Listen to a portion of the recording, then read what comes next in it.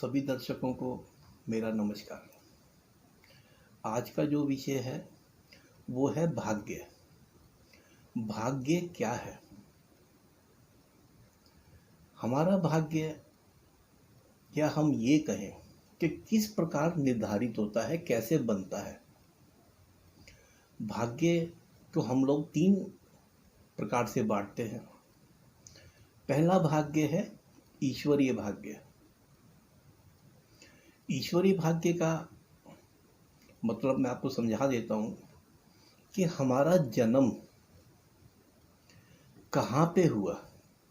क्या हम किसी धनी परिवार में पैदा हुए, संपन्न परिवार में पैदा हुए, या हमारा जन्म बहुत ज़्यादा गरीबी में ऐसी जगह पे हुआ जहाँ पे सुविधाएं नहीं है।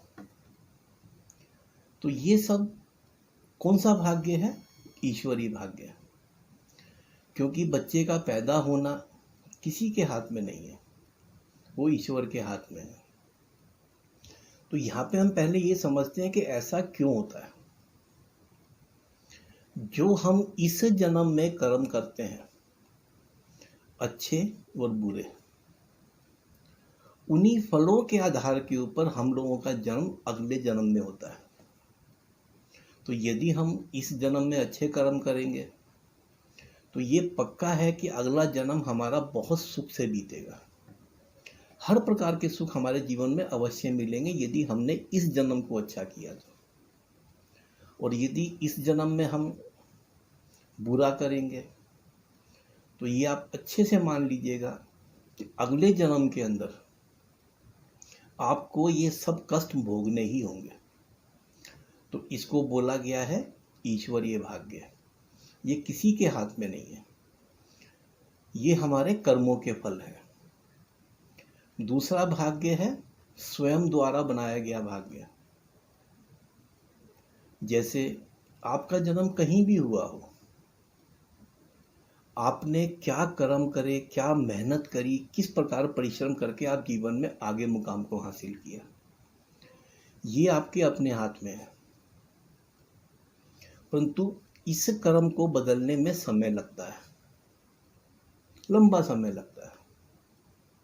हम दृढ़ निश्चय के साथ आगे बढ़ते रहें, अच्छे कर्म करते रहें, अच्छा कार्य करते रहें, तो धीरे धीरे हम इसको पा सकते हैं, इस भाग्य को पा सकते हैं।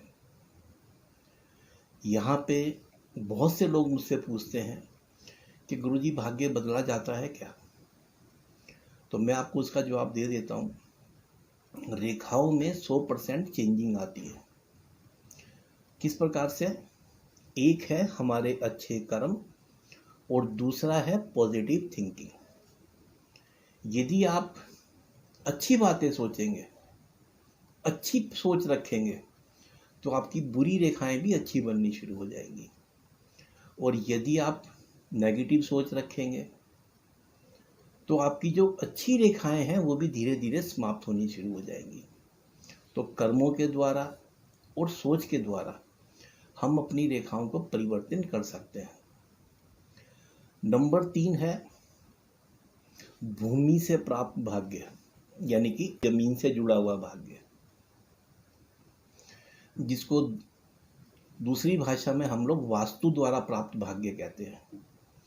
जैसे जिस घर में आप रहते हैं, जहाँ पे आपकी दुकान है, फैक्ट्री है, वर्कशॉप है, कुछ भी है जहाँ आप कार्य कर रहे हैं, यदि वहाँ का वास्तु सही नहीं है, वास्तु दोष है, तो आपको जो ये 33% वास्तु का भाग्य या जमीन से जुड़ा हुआ भाग्य मिलना चाहिए था, वो नहीं रहता।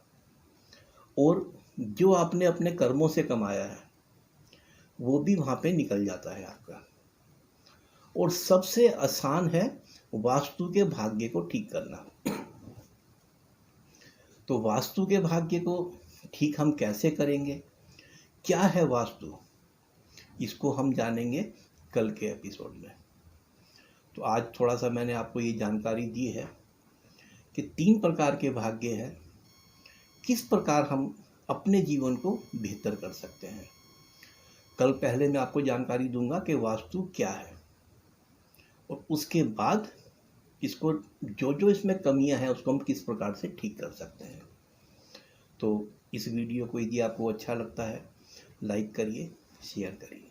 नमस्कार।